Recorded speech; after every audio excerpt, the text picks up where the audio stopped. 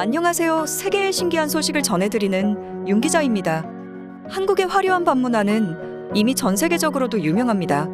평일과 주말을 가릴 것 없이 한국 거리의 불빛은 새벽에도 꺼질 생각을 하지 않죠.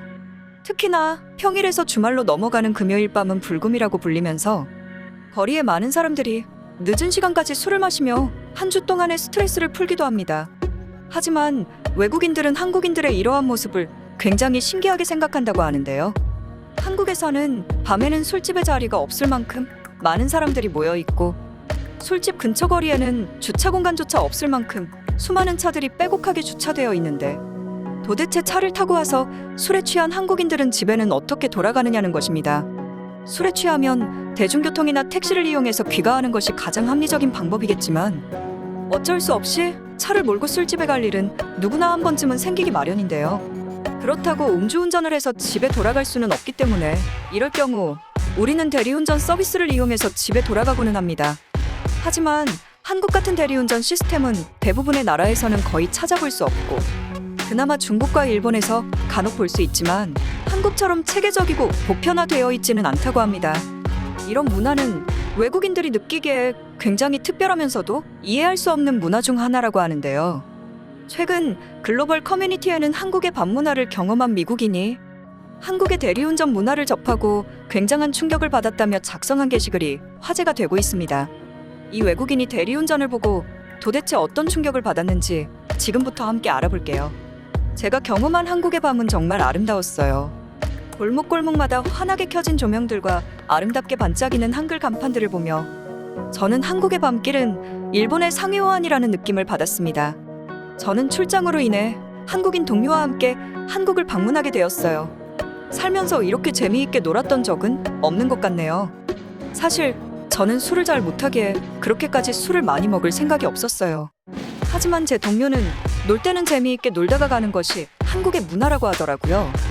따라서 나는 제 동료를 믿고 한국의 밤을 완전히 즐기게 되었는데 집에 돌아갈 시간이 되자 제 한국인 동료는 어디에인가 전화를 걸더라고요. 그렇게 얼마 뒤 어떤 남성이 와서 제 동료의 차 키를 받고 운전을 하게 되었는데 저는 당연하게도 운전을 하는 남성이 제 동료의 지인일 것이라 생각했습니다. 그렇게 저와 동료는 숙소에 도착했고 동료에게 물었어요. 아까 운전을 한 사람이랑은 엄청나게 친한 사이인가 봐. 새벽 시간인데도 술을 마신 우리를 위해 운전까지 도와주고 말이야.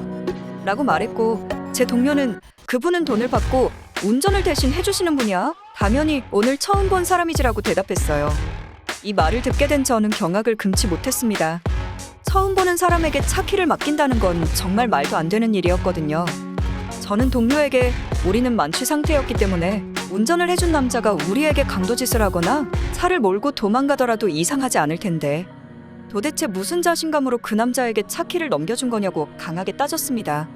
제 동료는 한국의 대리운전 시스템이 잘 되어 있기 때문에 너가 걱정하는 일은 일어나지 않아.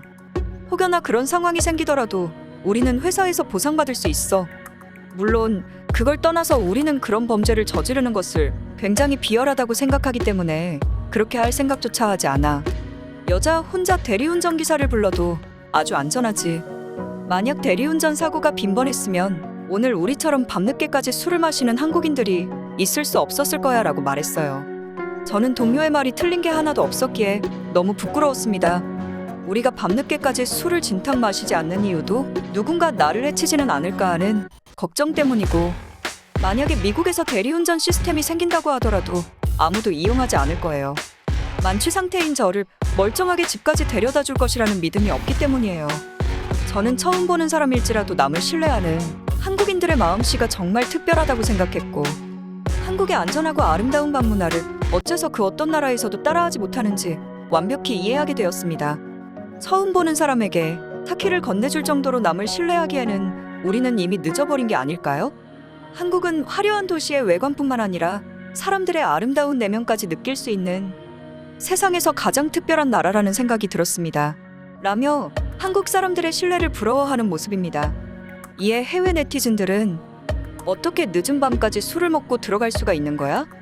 한국은 새벽 시간에 혼자 택시를 타도 안전해. 내가 중국 여행을 갔을 때 밤에 택시를 이용한 적이 있었는데 당연하게 택시기사는 목적지가 아닌 인적이 드문 골목길로 향했고 나에게 돈을 내놓으라더라. 다음에는 한국으로 여행 가야겠어.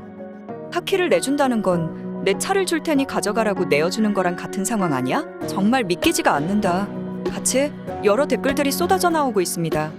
우리나라의 밥문화가 전 세계적으로도 최고인 이유는 수준 높은 치안을 유지하고 있기에 언제든지 안전하게 집에 돌아갈 수 있기 때문이 아닐까요? 이 시간 미국인이 충격받은 한국의 대리운전에 대해 알아보았습니다. 우리에게는 안전한 게 너무나 당연한 한국이지만 외국인들에게는 충격적인 경험이었던 듯합니다. 앞으로도 우리의 시민의식이 더 향상되어 전 세계가 우러러볼 수 있게 되었으면 좋겠네요. 오늘 윤 기자가 준비한 소식은 여기까지입니다. 다들 구독과 좋아요 눌러주셨죠? 저는 내일 더 핫한 이슈들로 돌아오겠습니다. 그럼 안녕히 계세요.